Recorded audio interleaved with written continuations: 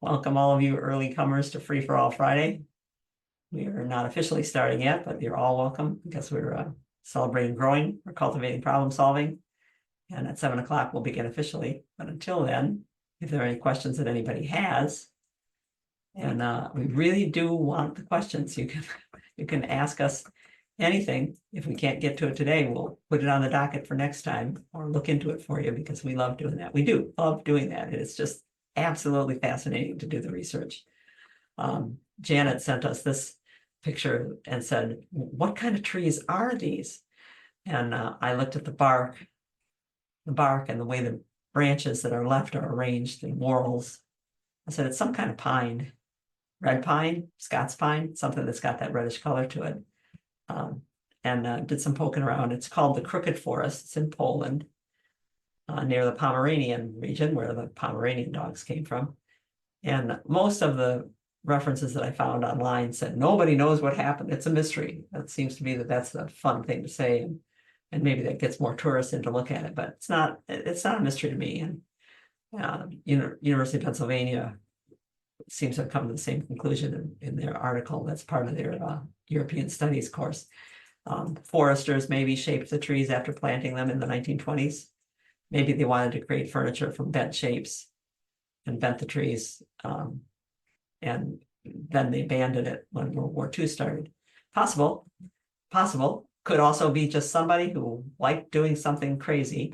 But for me, I looked at those trees and said, with that kind of configuration, that was a little tree. Think of it as a little twig, a little sapling. They took a side branch and weighted it down until it grew about 2 feet sideways, and then began to let it turn up. And once it turned up and began becoming a leader, they cut off the original trunk. I mean, you can see that in the way that they're set up.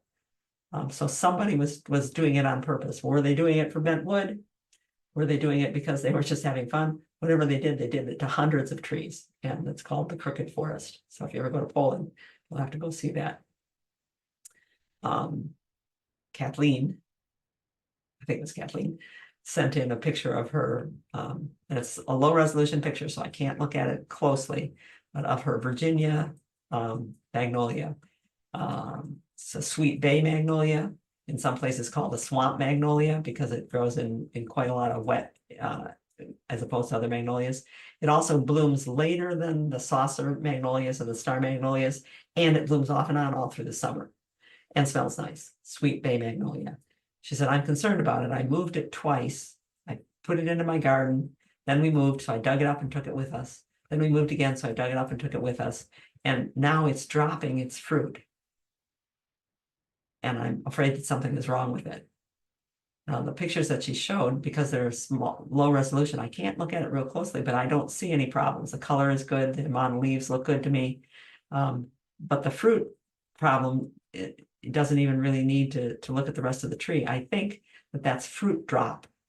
It is common in plants that bear fruit to, at some point after pollination is done, after the flower has been pollinated, that the plant decides whether there's enough seed being formed to make that fruit worth carrying. If there's not enough seed being formed because not enough pollen got deposited on the female part of the flower, then they abort the fruit.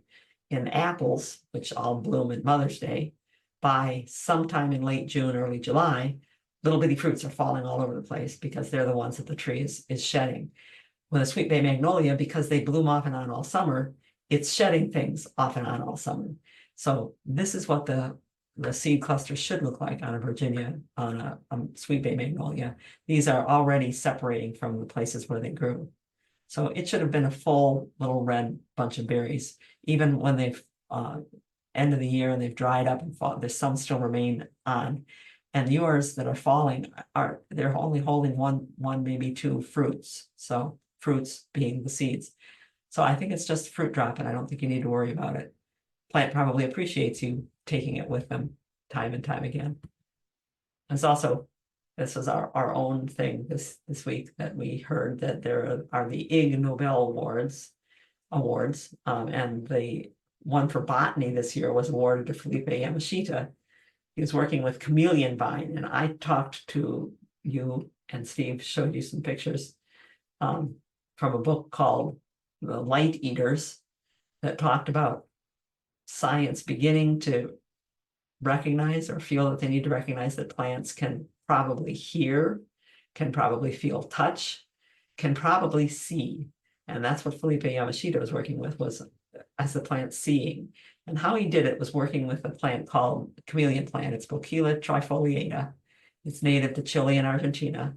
It's been being studied for 20 some years for this amazing ability that as it climbs, it's a vine, as it climbs into another plant, it changes its leaves to resemble the plant that it's climbing.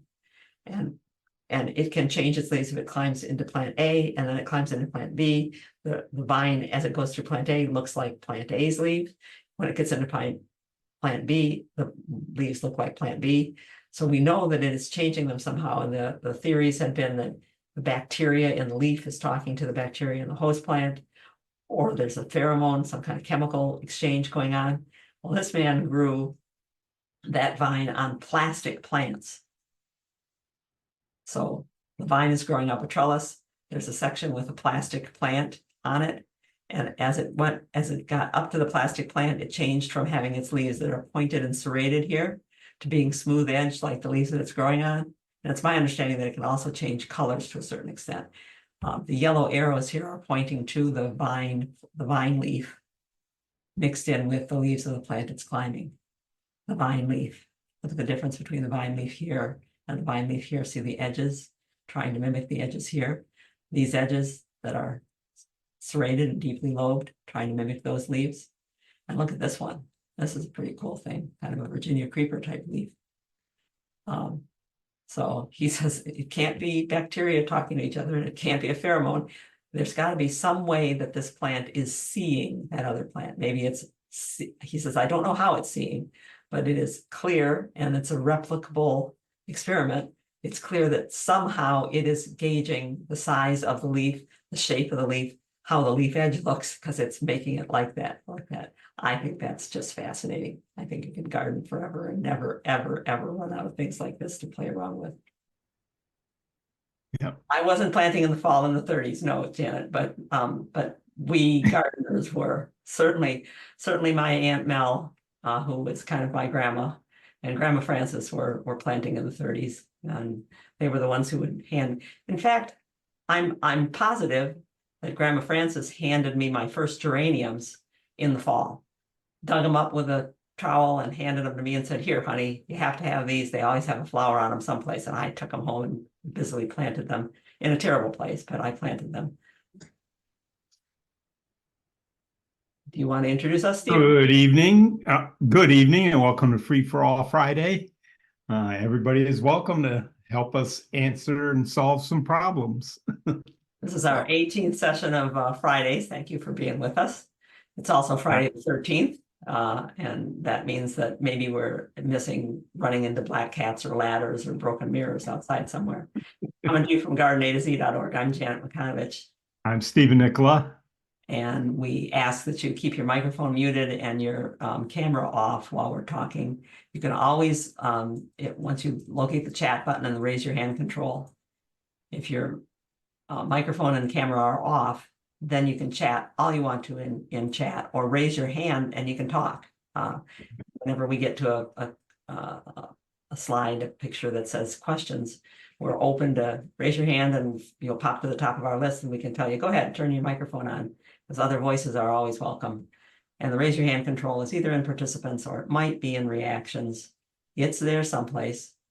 Most people know where the chat is. Remember, when you chat, try not to hit the return key until you want it to pop up to the top. We're not as good as our daughter at watching the chat. And if the question gets broken into two pieces, sometimes 6 people get in between it and it's hard to put them back together again. Steve can't put them back together. He doesn't have clues. There was something I was going to say and it's gone. Oh, if you are going to chat, don't chat directly to Janet or I. We don't reply during the webinars. You can make them to the group chat. You could chat individually with each other all you want, but try to keep it to everybody when you want to talk to us, please. Right. If there's something secret that you want to give us, you can send us an email or wait until afterwards. But we're not very good at toggling switches, and if the switch is to the whole group, then the whole group sees what we type back in as an answer. Okay, so we're on to Friday, our 18th meeting. Look at how short his beard is compared to how long it is now. He's getting ready for the Santa season. Yep, I've already got my dates. Yep. And I've been on our website a couple times today looking for, let me see, we wrote about that, or did we write about it? Because we don't want to write about the same things twice. We want to keep our site so that we can put more things into it all the time. That's how I found the magnolia seed pictures. Did you? You looked on the lot online and Yeah, stuff? I used our website. Woohoo! We do still have a lot left to put on. And we started this, our friend Chuck Martin, who's going to be on our webinar with us at the beginning of October, said, you guys ought to try this retirement stuff. It's nice. I said, well, we have, and we're partially retired, but we can't give up this community. It's so good to talk to people about what's going on in gardens and expand your garden that way. You're talking to people who are growing things that you aren't growing in ways you're not growing them. And it's just exciting to listen to it. Also fun. Yeah. So are there any questions before we move into things we already have set up? Because we do get questions during the week, and if we think that it's something that everybody might want to see, we put them in. But we'd love to have live questions now. Yep. Nope. Okay. Just all right, then we're just gonna move right through. Holding plants in pots. Carol wrote about this. She didn't send me any pictures, but I thought it was worth talking about. She said, I got a couple of new Little Henrys. Well, wait, not Little Henrys. It's called Legends of the Small. It's supposed to be smaller than Little Henry of the Iteas. And she got them and she said, I knew it was going to be this way because they were in gallon pots. And when I took them out of the pots, what I found was a quarter. I found the 4-inch quart pot still root bound in that gallon container. So she washed everything out, cleaned the roots, and can fan out the roots horizontally. She's holding the shrub in a wide bowl-shaped planter so that the roots can be spread out. And she's not ready to plant it yet. If for a week or two, would that be all right? That's fine. It's going to take longer than a week or two for most plants to get out and twist around, and that anything that does reach the edge of your pot and twists around in a couple of weeks, you can spread out because it'll still be flexible and small. So leave it in the pot until you're ready to put it in and go ahead and spread them out as wide as you can. She also wonders whether she should cut back part of the top because she took out maybe a third of the roots. There's some planting, some pruning that she could do anyway to improve its shape. We don't. The old knowledge, the old lore was that if you cut off half the roots, then you had to reduce the top by half. But as it turned out in the 60s and 70s, when Alex Scheigo was changing completely what we knew about and how we understand plants growing, it became very clear that the tip of the branch, the tip bud, the apical meristem, creates chemicals that stimulate the growth of roots. So as many tips as you take off is actually a downer for root growth. So what we do is we put the plant in and let it tell us if it can't support what it's got, because it might decide to let one branch go. It might let just the tips wilt, but then pick them back up again. or it's possible it could drop inner leaves and not the outer leaves. Right, and that would be completely in keeping with the way that a plant grows, to sacrifice the older growth and keep the newer growth. So if you can help it, don't prune it. Sometimes they end up top heavy when you get done pruning the roots. We've put in trees that we had the stake. I just took props, not stakes, off of a crabapple that I planted last year at this time, because by the time I got done untangling the roots on the root ball, it was a good sized root ball, and cutting things off, the plant wanted to lean back and forth because the top was literally weight wise top heavy. So I got some branches of an arborvitae, some good sturdy branches that had a fork in them, cut the branches, put them in the ground and leaned them against the trunk of the tree so that it wouldn't go all the way over. And I just took those off because it doesn't need them anymore. Questions about that? Nothing so far. What one nail in a tree can do. It's still a piece of that metal in there. So hard to find metal. in something like that. Yeah.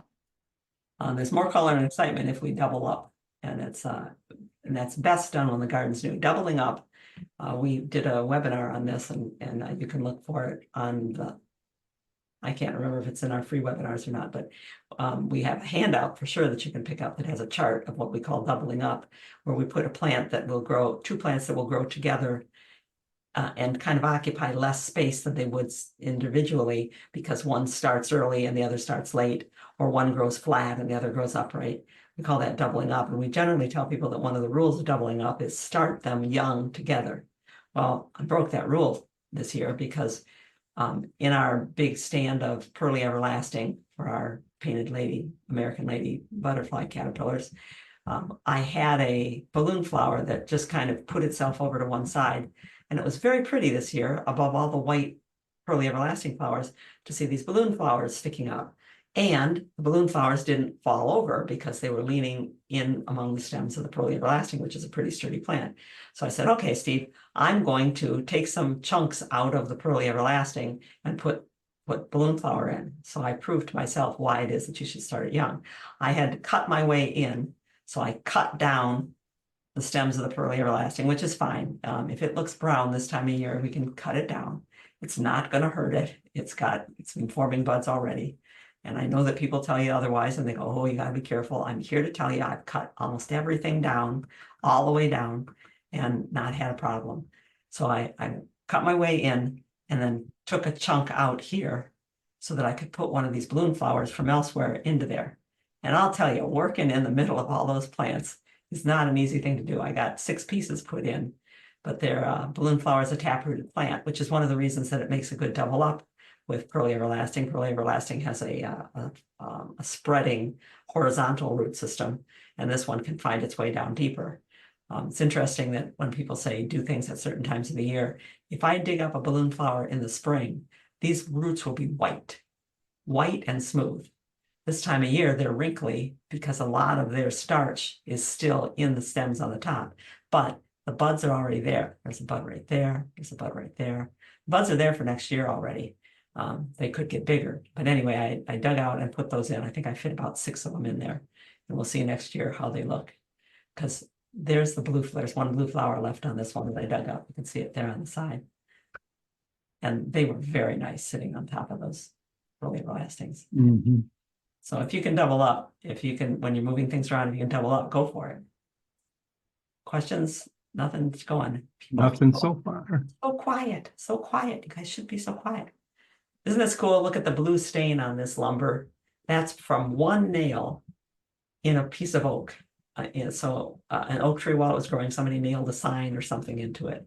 And that one nail caused a reaction inside the sapwood where the sap flows up in the tree and caused that blue stain. It's kind of pretty.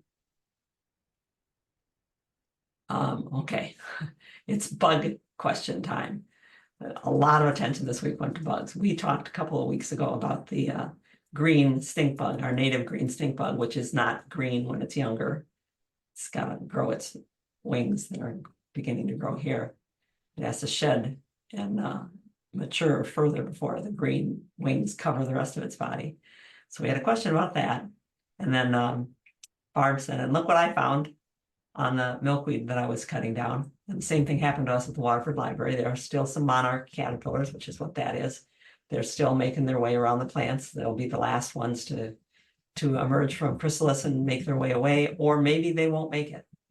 There's a certain point where it's too late. You guys hatched out too late, and so they won't make it south, but they're still out there munching. We moved one we accidentally broke the milkweed it was on, so we picked him out and moved him to another milkweed plant. But they're a good size like that. They're ready to go into chrysalis, and then they'll be out in a week, 12 days.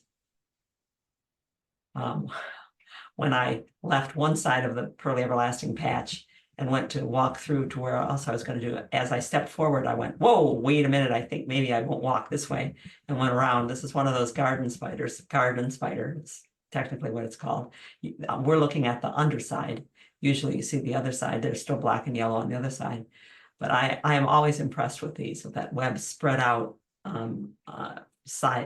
vertically and catching things. Spiders are are annual creatures for us outside. They're there early in the year, but they're small. We don't notice them. This is the time of year when you notice the spiders, because these are the ones that have lived through everything. They're the ones that are going to lay the eggs that make it through the winter and start the next generation.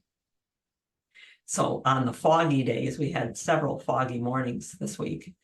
When there's dew or condensation from fog, you can see the webs of the funnel weaving spiders.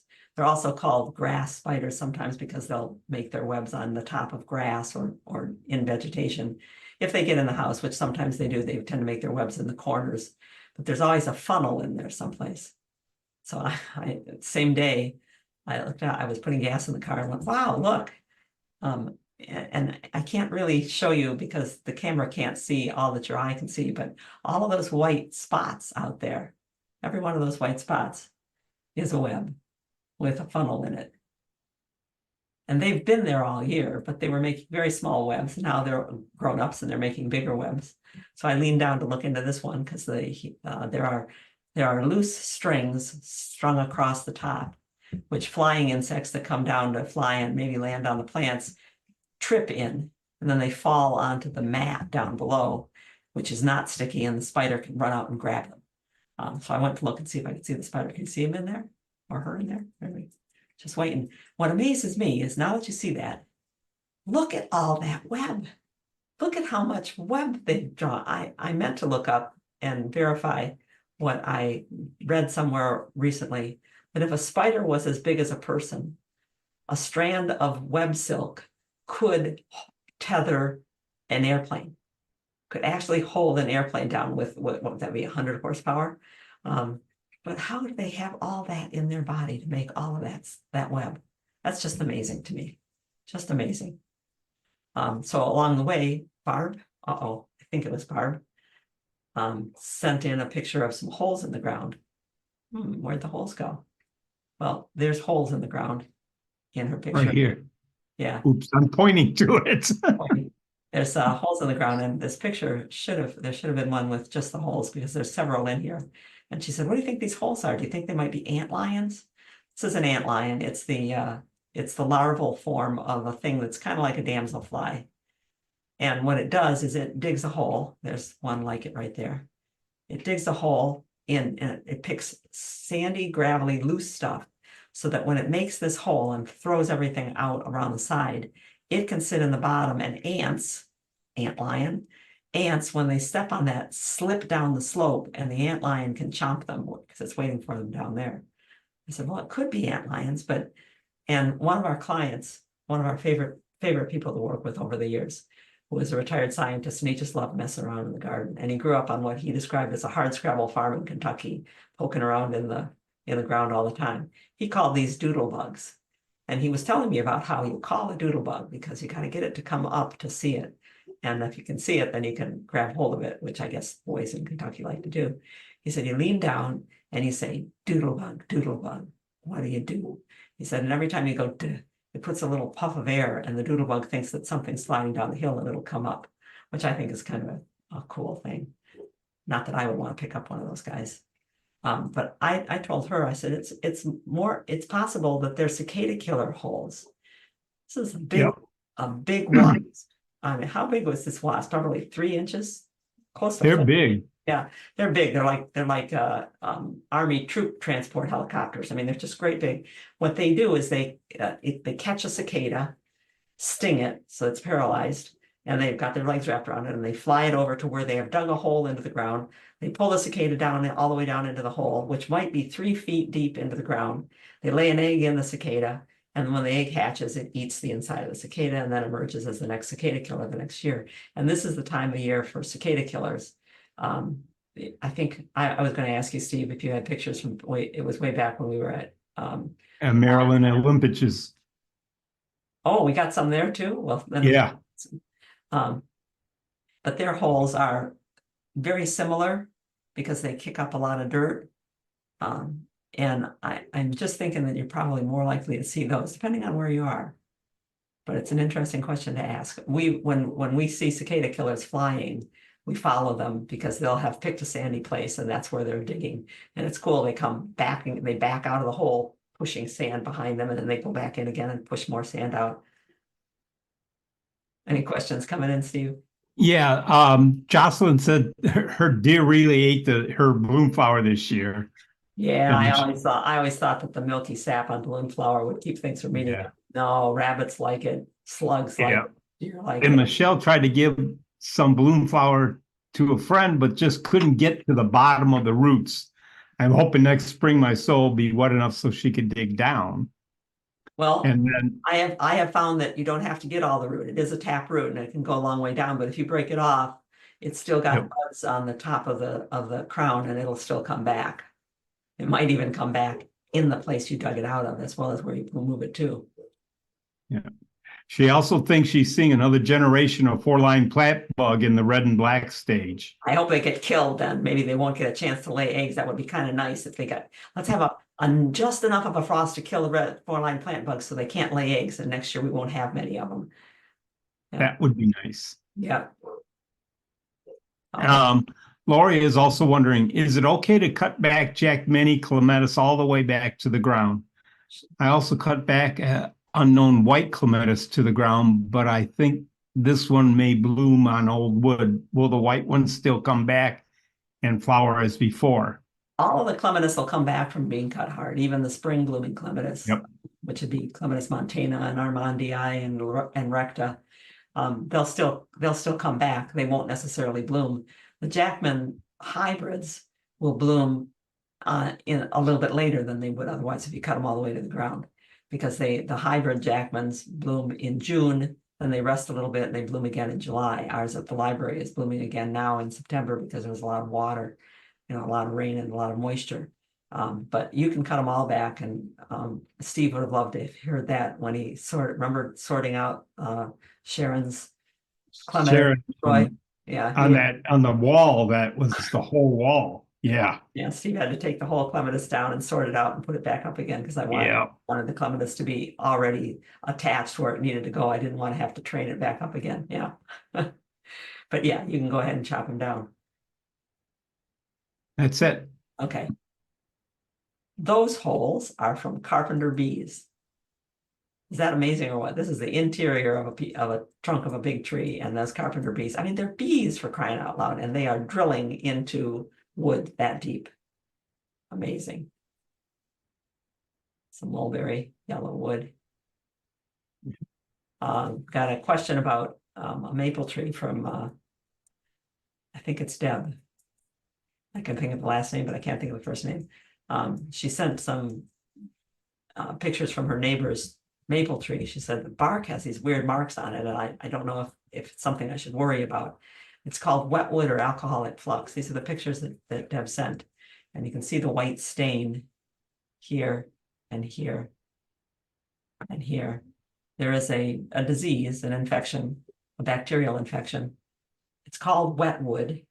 And there is an associated bacteria that causes what's called alcoholic flux. Wetwood tends to smell sour, and alcoholic flux can smell a little sweeter. But what they do is they infect where there's a wound. Maybe somebody put a nail in the tree, maybe a branch died there years ago, maybe a stub of a branch rotted in there, but it got infected, and moisture seeps out through the trunk. It can get pretty bad. Not that it does not cause serious harm to trees, even when but it can look terrible. This doesn't look very bad to me, and I wouldn't worry about it. No, that doesn't look bad at all.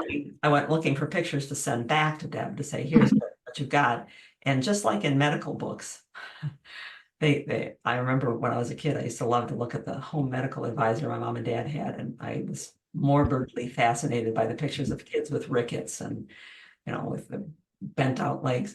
Mostly in those books and in plant books, they're going to show you the extreme cases because it's harder to point out to people the early stages. So these are the later stages where it's been weeping for quite a while, and it might be from a big wound. Sometimes on some trees, elms and maples are famous for it. You can actually see liquid streaming down, or in the alcoholic flux, you can see the white stuff streaming out for a while. But this was, I went looking to try to find something that looked more like what she was seeing. And one after another, extension places and plant pathology labs, they're all showing the extreme cases. And even with these extreme cases, that wet wood is probably not doing serious harm to the tree. It can grow good wood right up to it.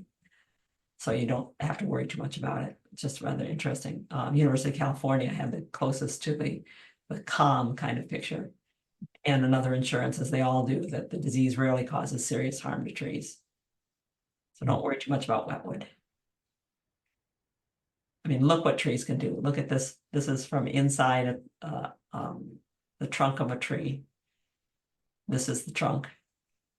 It had a branch that went out here, a big branch. That big branch got cut off and rotted because someone didn't cut it off properly. But that trunk grew ring by ring, out, lipped over like the belly buttons that you see as they're healing, and united and grew over something that big. Plants are totally amazing. And they're art. They are art. The difference between the sapwood, which is closest underneath the cambium and the bark. The sapwood is where the water is freely flowing up from the roots to the upper parts of the plant. So this is the sapwood. This is the what's it called? What's the other one called, Steve? Foam. The interior wood. It's called sapwood. The foam. Foam. Yeah, but that's not. There's another word for it. Oh well. Heartwood. Heartwood. Yes, the heartwood has slowed down in being able to conduct any moisture and is filling up with resins and tannin. Resins if it's a pine tree or a cherry, and tannins if it's another kind of tree. So there's a difference in color. And we're showing you pictures from when we took a tour over at Live Edge Detroit, and I can't help but show you because it was so cool, and it's timing out now. So I looked at this and we have to see it. Live Edge Detroit is a business started by Mike Barger. Here's Mike Barger. He was Mike's tree surgeon, and about 4 years ago, he sold his business. He was getting ready to retire anyway. His back has been bad for a while. He sold his business doing arboriculture to save a tree. And having a big building and a love of trees and a great love of teaching. He is a good friend to us, and he is an incredible friend to the entire community around Michigan. Active member of Relief Michigan over the years, where they planted thousands of trees for community groups, did all kinds of education programs. When he brought somebody in from out of state to talk to his people about some new technique or a new disease or pathogen that was there, he would call all the other arborists, he would call us and the gardening companies. He'd say, "You want to come over because I've got somebody good to talk about."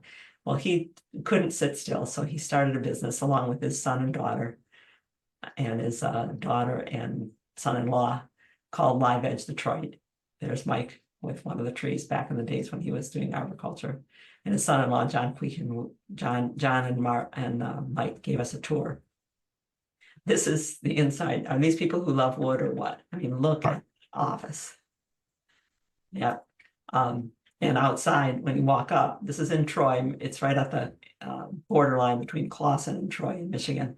The benches that they made out of big logs. And each of these spots has one of those little firs or spruces or firs or pines that they couldn't resist potting up and growing on for a while. What they did is they said urban lumber can become a lot of things. So when they take trees down and they still have all these connections with all these arborists, these trees can be turned into something. They can be turned into things of beauty, things of utility. So they started the business to make things like these slabs. We're talking about cutting an entire trunk of a tree into a long slab and drying it and curing it, or cutting across and making these wonderful rounds that you can make into coffee tables or artwork for the walls. In fact, they told us that they're getting more artists coming in to buy things than do-it-yourselfers. And it's a big warehouse divided into two parts. This part is, you can go and walk through there anytime, Tuesday through Friday, 9 to 5, they're open. And they say that most of the time people come in and they just get overwhelmed because they thought they would come and take a look and maybe buy a piece of wood to make a bench or a table. And there's 15 to 20 different kinds of wood. There's all these different shapes and sizes. These trunks of trees cut horizontally, and the people that are going to walk you around, this is Mike, and John was also doing it. They're inveterate teachers. They just can't stop telling you about what happened to that wood that made it that way, or what kind of wood it is, how strong that piece was, even though it had the heart rod in it. They've got small pieces as well as big pieces for people who are doing all kinds of projects. And finished pieces too. This is part of a coffee table that's in their finished showroom, finished piece showroom, where they also have bowls and cutting boards, etc. It's just a cool place to go, and it's so cool to see how they do it. They also sell a lot of the cleaners and those epoxies that you can put on to finish the wood. The process of turning the tree into these things is what I really wanted to show you. So Mike gets a call from somebody that he knows saying, hey, we're taking down a big old elm from a golf course, or we're taking down a cherry tree from whatever. Do you want the wood? And he has too much wood now because he has to keep up with it. But each piece that comes in gets labeled with a metal tag to show what kind of tree it is, where it came from, and so that they can keep inventorying it. And then they decide how they're going to cut it. Are we going to cut this one horizontally? Are we going to cut this one vertically? What are we going to do to it? I mean, look at the size of that tree that he's leaning on. It took buying special mills. This is a sawmill that can handle the bigger pieces of wood. Because the first thing they're going to do is cut it into boards in one direction or another, including huge trunks like that. I mean, look at the size of that trunk, including cutting through something this wide. And look at the flares of those roots. Aren't they beautiful? 1, 2, 3, 4, 5, 6, 7, 8, 9, 10, 11. 11 root. Yep, 4 to 11 flare roots. 4 to Yep. 11 flare roots. Some pieces they leave, and yes, that's heavy. They have to move it around with big equipment or deliver it with big equipment. Every board is labeled where it came from so that they can trace everything back to one particular tree. Mike is going to tell you about things like the blue stain. One piece of nail in there, and look at all that blue. He says the only metal detectors they have for things like nails and things in the wood are their saw blades. That's a good metal detector. After they cut them, then they stack them on stickers. These boards that are underneath are called stickers to keep air flowing between the pieces of wood. And they're going to dry for about a year that way. Sometimes this is a piece of Camperdown elm, which is really gnarly, and they're thinking about something special to do. It's going to dry by itself up there. But they have wood drying all over. It's generally a year drying for every inch of thickness of wood. Then they put them in the kiln. This is a conventional kiln where they stack it and they'll dry it, and sometimes for up to a year. This is a vacuum kiln, which can work faster, but more importantly, Mike says, it doesn't have so much cupping. The wood stays a little flatter.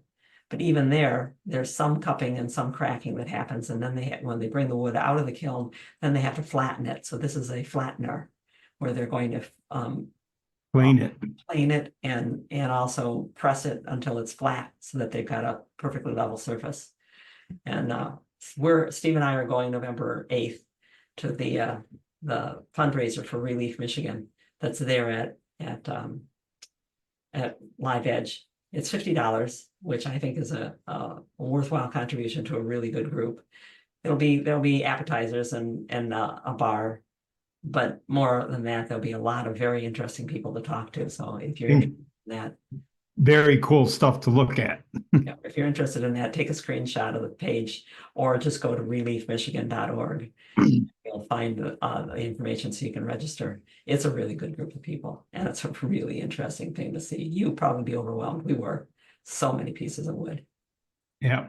Barb is asking, can homeowners contact him if they have a big tree that needs to be taken down? I'm not sure. You contact him directly. No, the arborist will assess the wood and let them know. They have too much wood now that they can't process. And if you're having a tree taken down that you wanted to make into wood, it's a 3-year process before you're going to get that wood back. So it's not doable. He said, don't tell people to call me because I can't. A, I don't take trees down anymore. They need an arborist to do that. And B, I've got too much in the pipeline already. It is a new business. It started during COVID. Was that 20? Yeah, it started in 2020. Yep. So yeah, they got 3 years in the pipeline and they're just kind of catching up with themselves. Lori had their 90-year-old silver maple was cut down today. Oh, you thought it was 50 years and it turned out to be 90. Sad to see all the wood loaded up and sent to the dump. Had hoped for better outcome for this old gal, but the tree guy said this is the norm. I asked for some slices to make trivets, cutting boards, and a wood tabletop, but the tree guy said it would split unless they were dried and preserved. Right, you Topic just is saw. timely and There filled in lots of blanks. Yep, you just saw how it is, how you have to dry them. Yep, it is fun to Yep. do though. Yes, it is. Okay, this week we've had more questions about crab apples. Why am I crabapple bare? People look up and see it there. This is the time of year to notice resistance. Okay, I never look at them directly if I can help it, so I haven't taken a picture of them directly. But our two crab apples at the Waterford Library look like this, and so do most of the crab apples in the area, because they were infected. When the spring came early, the leaves budded out. Then it got cold and wet. Those leaves stayed in a state of suspended animation without any cuticle to protect them, without any mature tissue to protect the leaf. And so there were a lot of fungal spores that got on them. And as the summer went on, that fungus just ate up the inside of the leaf and the leaves have fallen off. So most of them look like this. But if you look around, you'll find one like this. This is it's a young one, and it might not make it because a rabbit has been eating the bottom of it almost every winter. But this is a sergeant crabapple. They're small crabapples, maybe 10, 12 feet tall and equally wide. And look at its leaves. It's called resistance. It doesn't mean immunity. There are some leaves that have some problems, but for the most part, this is a clean tree. And that's what you want to take note of, is which trees are clean. So if you're going to go and see a crabapple collection, this is the crabapple collection, or a view into the crabapple collection at the Minnesota Landscape Arboretum. It's great to go when they're blooming and wander around the collection. Those are all different crabapples. Yeah. Hundreds of kinds of crabapples. It's great to go while they're blooming. It's great to go while in the winter when the fruit is still hanging. And noting which ones hold on to their fruit and what color the fruits. Some fruits are yellow in the winter, some are red, some are pink. But I think it's more important to go this time of year.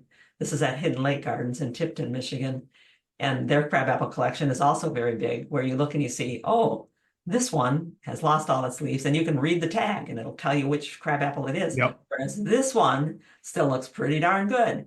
So you go this time of year to find which ones look good, and then you're looking at the resistant crabapples. So if you're thinking about giving up on your crabapple, and some of them are worth giving up, some of them are just dogs, then it's time to put in a new one. Yeah. That does look like a face. Diana was wondering, what was the name of the wood store if we want to shop there and get the cutting boards or tabletops? Live Edge. It's at 421 Park Street in Troy. LiveEdgeDetroit.com. You just spell out Live Edge Detroit. We have a request to show the fundraiser again. Okay, let's see if I can remember how to get back to that.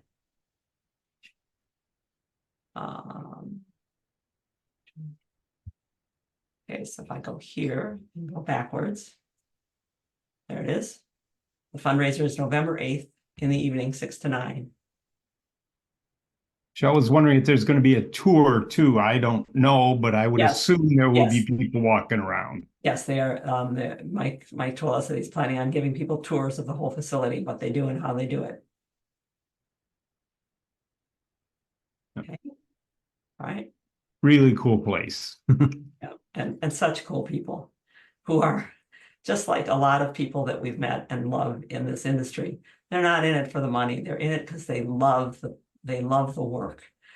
Mike loves trees. He loves everything about trees. He loved growing them. He loved pruning them. He likes taking them down and making them into things. It's just pretty to have that. He likes even it hurt him to throw some of the big ones out earlier, but he was still, oh well, that just gives me room for more. Yeah.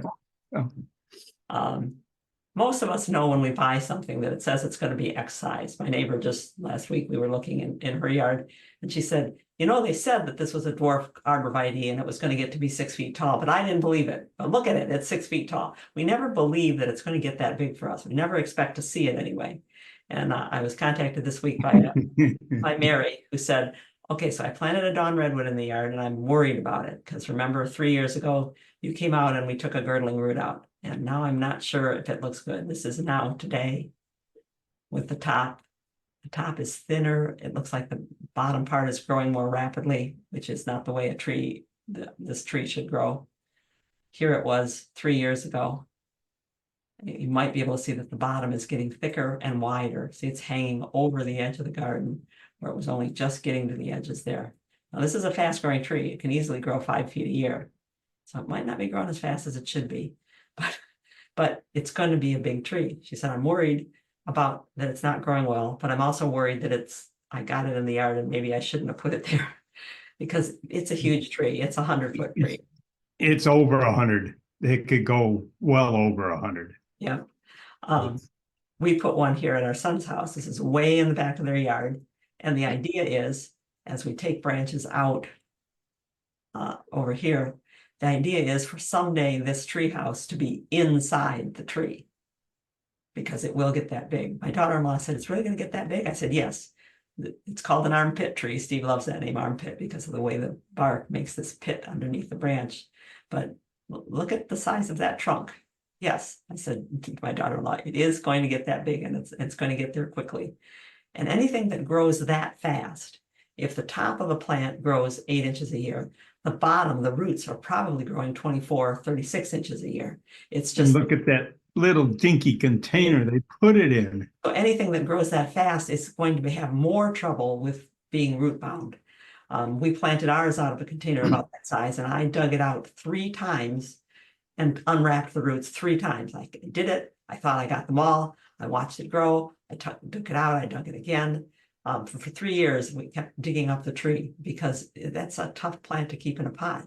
So with Mary's tree 3 years ago, I said, well, looking at the way the top is growing and the way the sides are trying to catch up with it, I think it's probably got a girdling root. So first we dug out around the base so that we could find the flare. And see, those roots that we're looking at are not the flare roots. Those are all adventitious roots. See, it's small. It's the same size here as— They don't get any bigger. They don't get any bigger. We'd already cut a couple of the smallest ones off. And what we found there was that. And that is what was wrapped around the edge of the big pot that this went in, which is now a flare root that's become bigger around than my leg. And that's stopping the growth of everything below it, and will stop the trunk as the trunk gets to it. So we chiseled it out. We said, sorry, you can't, flare root or not a flare root, we got to take you out of there. Now, let me tell you, it's not easy on your knees chiseling for an hour to take that out, but we took it out. We took a section out and cut it again to take another section out. We couldn't take the whole thing out though. Where was it coming from? Where was it going through? Did it wrap around 2 times? Can't tell without unearthing the entire root ball, which we're not going to do with a tree that big. So we look at it. Not without a tree spade. Yeah. I mean, a tree air spade. Yeah. So we look at it now versus then. This is today, and this is 3 years ago. It's definitely doing better on the top. So we gave it some relief. And what did Steve Turner, the arborist, tell us, Steve? You're buying it some time. We can't ever say we're saving a tree. We're buying it some time. So I'm telling Mary, we did all we could for it. Don't worry that it's going to get big. Wait until it doesn't look good, and then you can take it down, because you did put a very big tree into a yard that's got wires on one side and neighbors on both sides that might object to having such a big tree. I love them though. I love dawn redwoods. Gorgeous trees. Trees. Want to make sure that we tell you about the things that are the fresh-faced late bloomers that have started blooming. Fall crocus, the colchicums are up. Oh, I didn't notice. Yeah, but there they are, starting to pop up. Not showy yet, but there they are. They're coming up. I have just been— this is the first year I've grown the Caryopteris, the bluebeard, called Beyond. That one looks really good. I am very thrilled with it. I'm not thrilled with whoever stepped in the middle of it. See the broken branches, Steve? Yeah. Somebody stepped right in the middle of it, but oh well, I've got it right up by the mailbox, so that can happen. Yeah. That's going to happen. Just in peak bloom now. Not a good picture. Sorry, Steve. I didn't go back for your old pictures. This is blue bush clematis, the species blue bush clematis, and the variety called Davidiana with bluer flowers. There's the flowers. They're at the end of each. Very nice blue. Yeah. And this is a young one. We moved it at the library when we filled in the bed, so it's moved. The closed gentian, our native, also sometimes called bottle gentian, is blooming. It's such a beautiful blue. There's so few plants that are that color blue. And it's called closed gentian or bottle gentian because it always looks like it's about to open, and that's as open as it gets. I forgot to look up. Maybe Carol knows who pollinates it.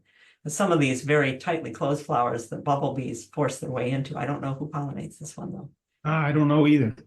I'll have to look that up. Definitely not wind pollinated. No, I don't think so. I don't think so. It's another face.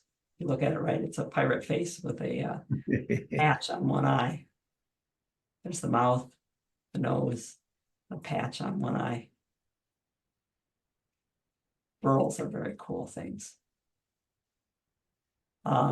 Artificial intelligence getting into our gardening. Is artificial intelligence going to be like a weed, or is it going to be worthwhile having? So Sonia brought us a book. Kann ich das essen? Or bringt mich das um? Can I eat it or will it kill me? And she said, I thought you would Great like title. Great title. Yeah. It's the book, the pages are all in German, of course, but there is a Latin name underneath each of the plants, so I can tell what plant it is. And I said, good, I can figure out from the little symbols that they have in here if it's edible or if it's poisonous. But I sat down to do some translation. I pulled out my phone and said, German to English translation, please, and started typing in the words that I wanted it to translate. And I accidentally pushed this little button right here. I touched that, and this popped up. Google Lens, search with your camera. I went, oh, well, that's cool. So I pressed search, and I pointed it at the page. And the page that said Blüten's up in Drachen says that it's pickling and drying flowers. And that just pops up on your screen. You just show it. It says take a picture, and you can take a picture, but you don't have to take a picture. You just let it focus on it, and then it changes it to English or whatever language you're translating into.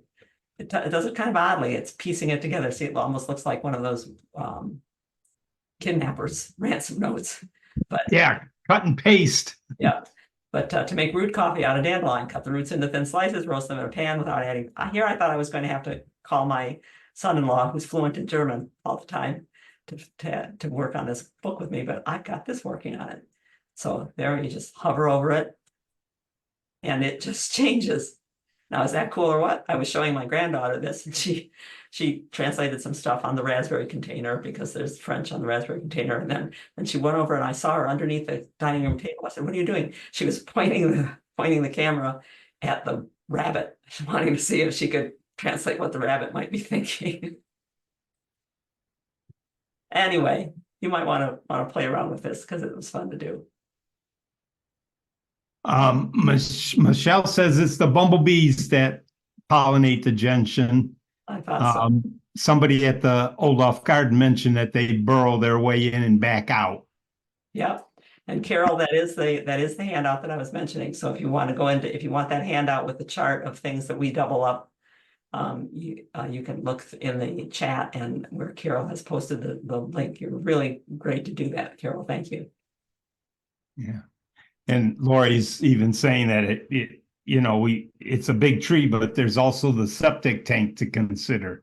Yeah, because they are wide spreading roots. And they like moisture. Right, and septic fields leak. That's the whole point of the roots don't get into solid pipes, but if there's a leak, there's going to be a bit of wood growing into the crevice and can push things all apart.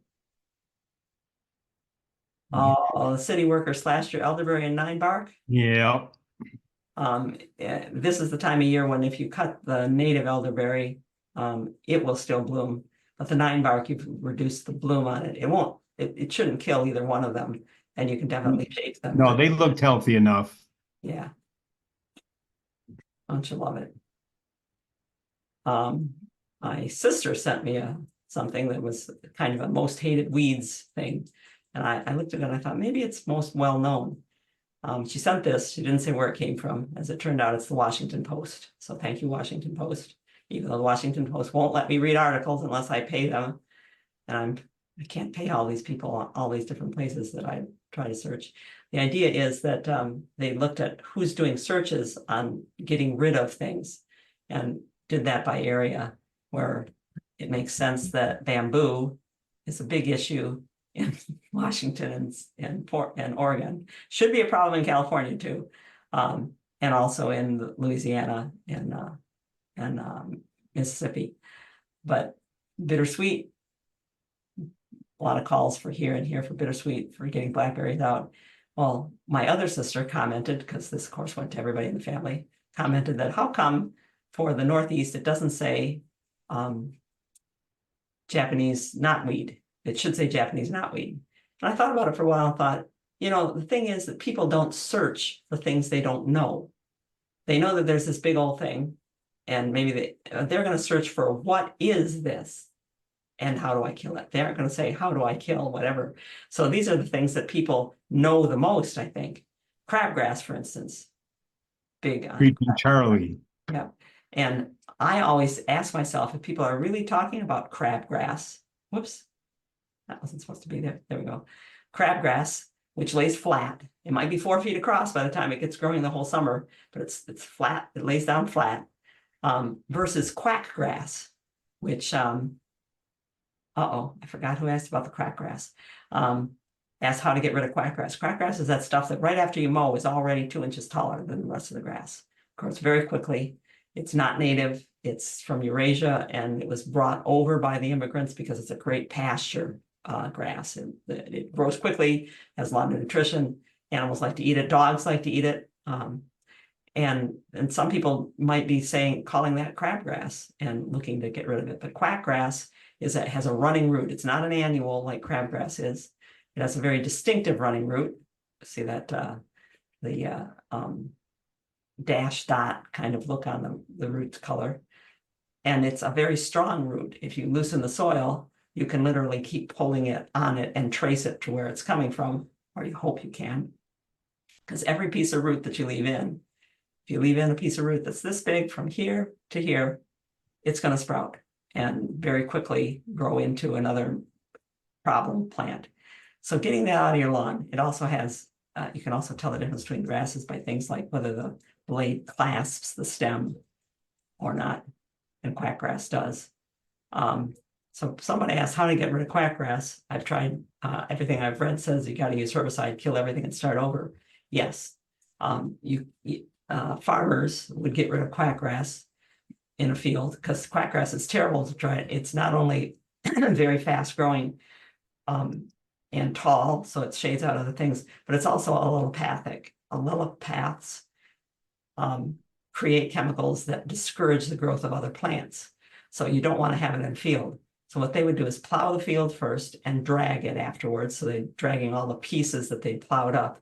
And then they would leave the plant, leave it fallow until it sprouted. Then they'd spray it and kill it and grow it again, and drag it again.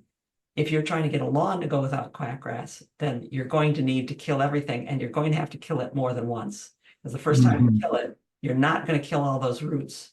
The leaf isn't going to be able to absorb enough to fill all of those roots. So you're going to have to kill it several times, or you dig it out. Now, I tried digging out our Johnson grass. Johnson grass, I used to think quackgrass was the worst grass. I now moved Johnson grass up above it on the list. It looks very different. It doesn't grow up so much as it spreads out and branches, but it grows underground with a woody root. Sometimes this root is, here you can look right here. Sometimes this root is running 8 or 10 inches down below ground level. And this piece on the edge of the garden was growing this far into the garden before it was popping up. And so there are times when I look, there's a place at my sister's house where I'm going to have to dig out the quackgrass because there's no way that I'm going to spray Roundup. I don't do that kind of stuff. And there's no way that I'm going to wait long enough to spray it, let it come up again and spray it again. Sorry, but that's the way it goes. Lori says she plans on cutting all of her gardens back, hydrangeas, hostas next week as they get ready to leave for Florida. Haven't done it this early before with such hot conditions. Will this have any major impact on how the perennials come back next year? I don't think it'll have a major impact on things. It certainly makes some difference when you deny them some growing time at the end of the year. And some of them, some of the hostas, some of the daylilies, you cut them back now in September, they'll produce new growth. And that new growth will get killed off by the cold at the end of the year. So you'll find flopped over dead pieces of things, even though you've cleaned up this time of year. So you'll find some dead stuff, but I've certainly cut things down very in that way that you have to deal with things. When we were gardening for people professionally, somebody had to be first.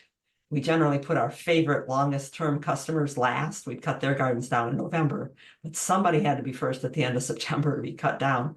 And we tried to cut things down gradually, but yeah, we cut things down all different times of year. And Carol was wondering, what was the name of that Caryopteris? It's called Beyond Midnight. And it does not suffer from the mites like the gold leaf. I think they can all suffer. So far, they all can, but we haven't seen it on this one. I should clarify. I think that they are propagating that gold leafed one from bad stock, but this one so far looks good. That's it. Those are called ghosts in wood. The ambrosia beetle has some kind of chemical in it when it feeds that causes that ghost. They call that ambrosia wood. Okay, when it's been a year like this where we've had a lot of rain, you can easily miss that the rains have stopped and it's gotten dry, but the plants notice. So Jen asked about her turtle head. She said, the last 2 years it's done this at my place up north. What's going on? That's dry. Yep, that's the bronzing and scorching of a plant being dry and being hot as well as dry. Hot, dry, yep. And I felt very bad for our turtle head. I brought some turtle head with us from our old garden. Even though I knew that this was sandy soil and dry, I just couldn't give up our turtle head that had come to us naturally. So I brought several pieces, and I put them in on hold underneath the pine tree in the backyard. And those poor things with no irrigation and in the shade, the full shade, they were hot and dry and they looked like this.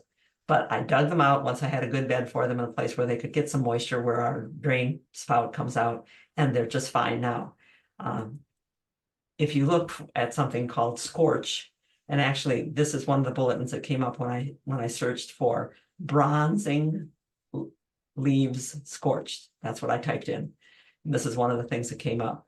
And it's a good, concise explanation of what's going on. It's not that they lack water all the time, but the fact that the roots can't take up the water at the same rate that the leaves are losing the water.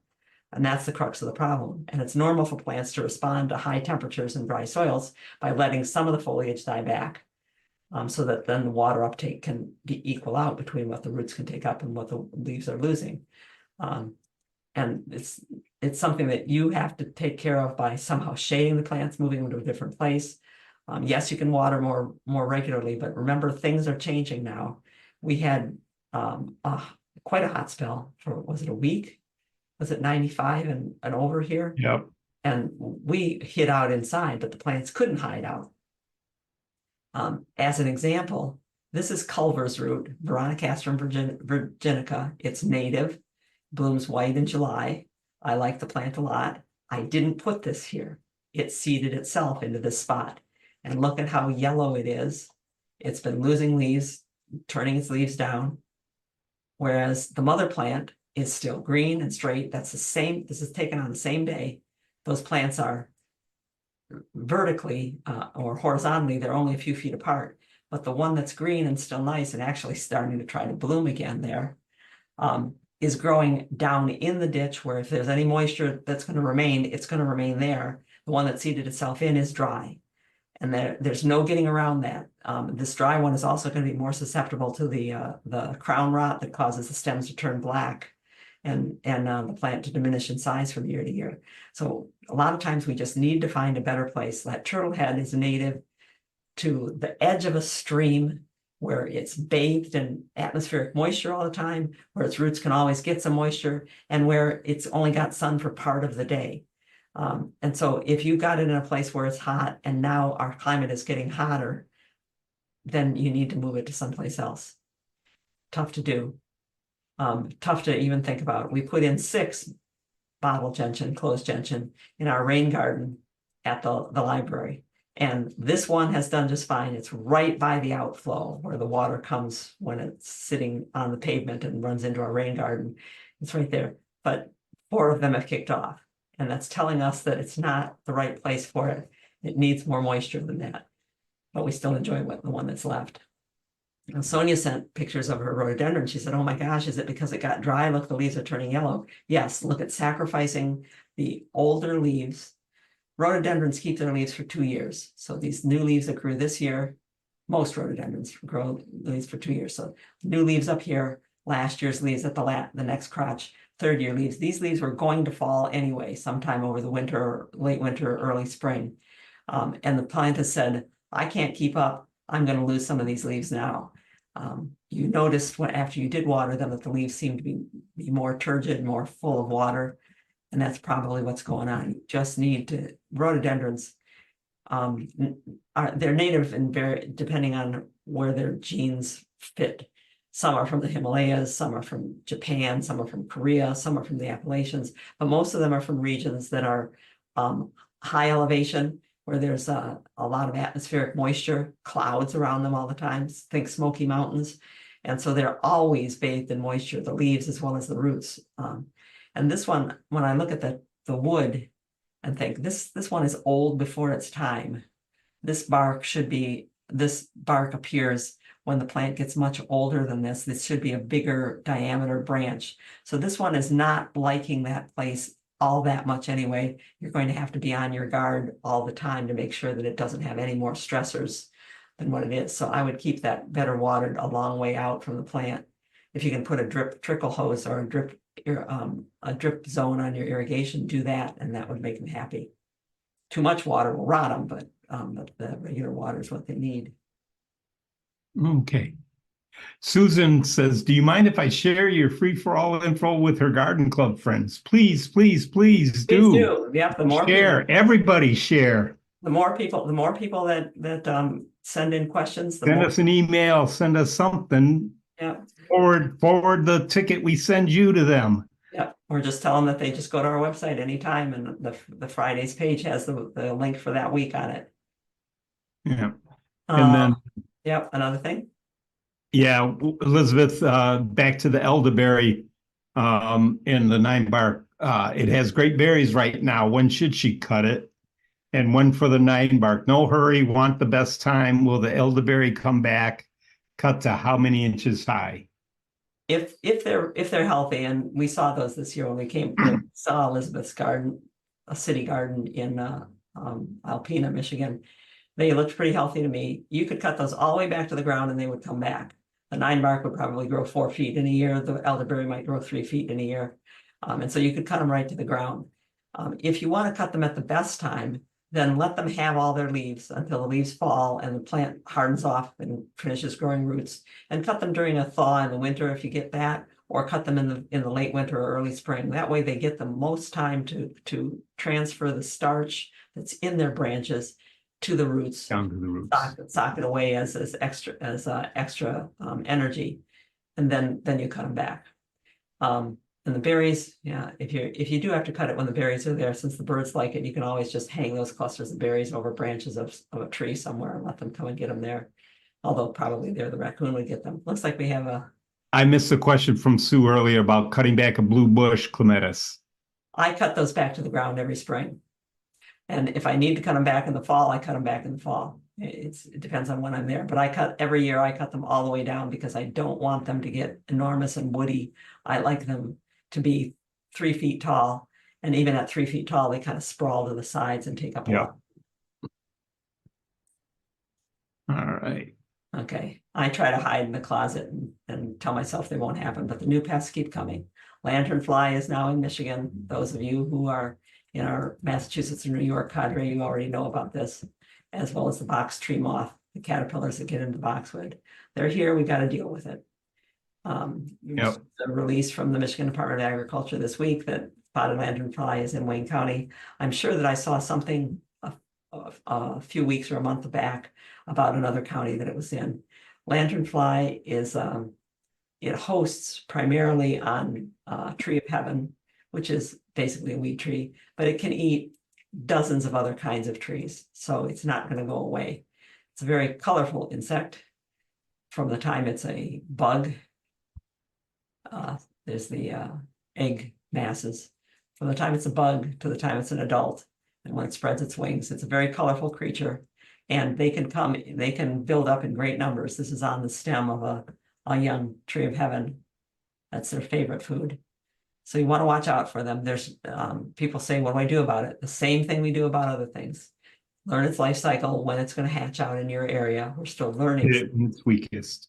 Yeah, get it when it's weakest. Oil on brand new bugs that have just hatched out bothers them. They can't breathe through their skin like they should. Watch for the egg cases, scrape them off. There's not much else that you can do but that, because there's also boxwood coming in. Let's see who sent the boxwood picture. Oh my gosh, I'm forgetting everything. That was me, Jocelyn. Oh, hi, Jocelyn. So your picture is on the left. The picture we took a month ago at the library from one of our gardeners is on the right, with the same thing going on.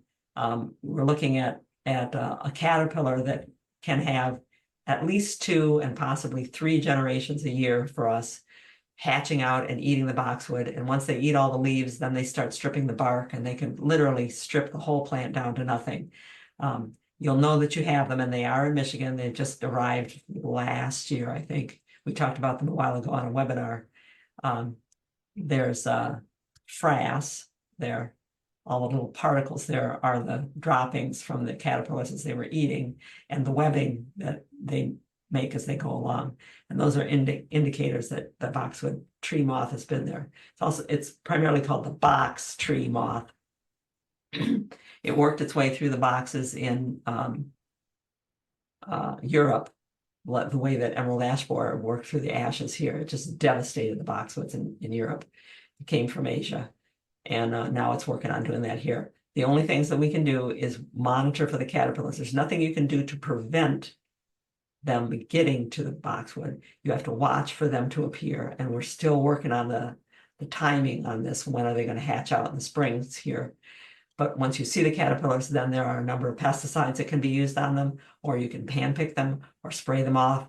But you have to be aware that some of them are probably going to survive, and there are 2 or 3 generations a year. So your boxwoods that have been so low maintenance up till now are now becoming a watch it all the time plant. High maintenance plant. If you want to know about any of these things, if you go to michigan.gov, the easiest thing for me to do, because you can get a link that takes you right to this page that you're looking at. This is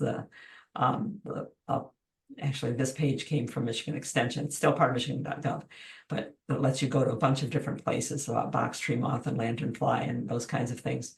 But if you go to michigan.gov, and then in the search field in the upper right, type in box tree moth or type in spotted lanternfly. Lanternfly is all one word, and it'll take you right to the current publication that tells you what we've learned about them so far, where to watch for them, what to do about them. There's the And notice all the publications are EDU. Right. Right. It is not going to work to hire somebody to come and spray your boxwoods regularly, because at least some of those sprays are going to be useless, or they may be killing things that could be taking care of your other boxwood pests, because the boxwood psyllid that makes the leaves cup at the tip and the boxwood leaf miner do have predators that eat them. And if you spray indiscriminately, you're going to kill the predators, and you're going to end up bouncing back to more problems on something else. Yep. Yeah. That's it. We're out of time. Oh, we're almost 10 after. Oh, shoot. Okay, well, Nancy, you can stay because you asked about cabling. Anybody wants to know what cabling is when you attach branches to each other in order to get combined strength from the branches. And Nancy and David are wondering about cabling their river birch, so that this big limb, that big trunk that comes this way, won't fall on their house, and the big trunk that comes the other way won't fall on the neighbor's house.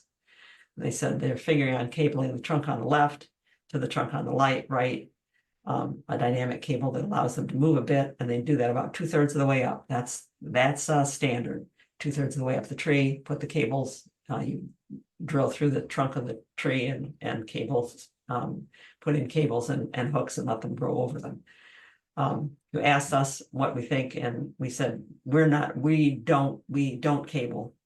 We don't have any experience with it, with watching it over the years to see what works best, but we do have agriculture books that we refer to, one from classes that Steve took and others that we've acquired over the years. And in looking at those, cabling is the attachment of a flexible steel cable between branches to limit excessive movement and reduce stress. And there are different patterns of cabling. Triangular cabling, this one right here, is probably Gotta be the strongest. Yeah, it's probably what I would do if it was your tree, because although the two branches the two trunks that you look at are close, the other trunks are also growing close to each other, are also putting pressure on each other and liable to come apart. So, and that keeps, if you do a triangular arrangement, it keeps the tree branch from twisting, which can put extra stress on it.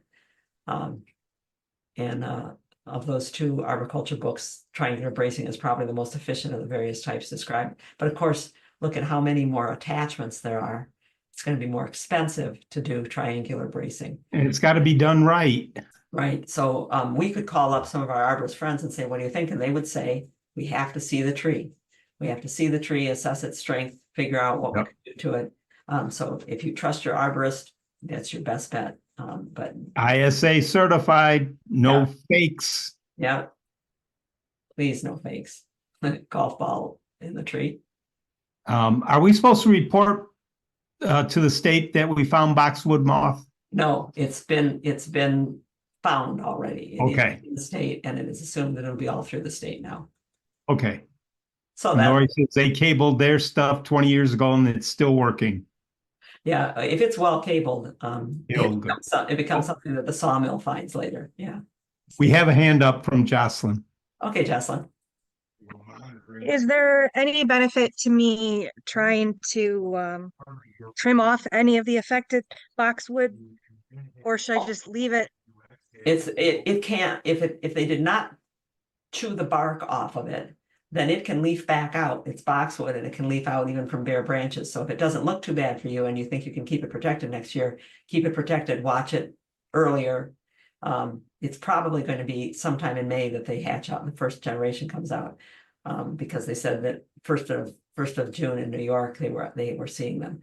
But watch it earlier and judge by how much it leaves back out, how much you want to cut off, but I wouldn't cut it now. Okay.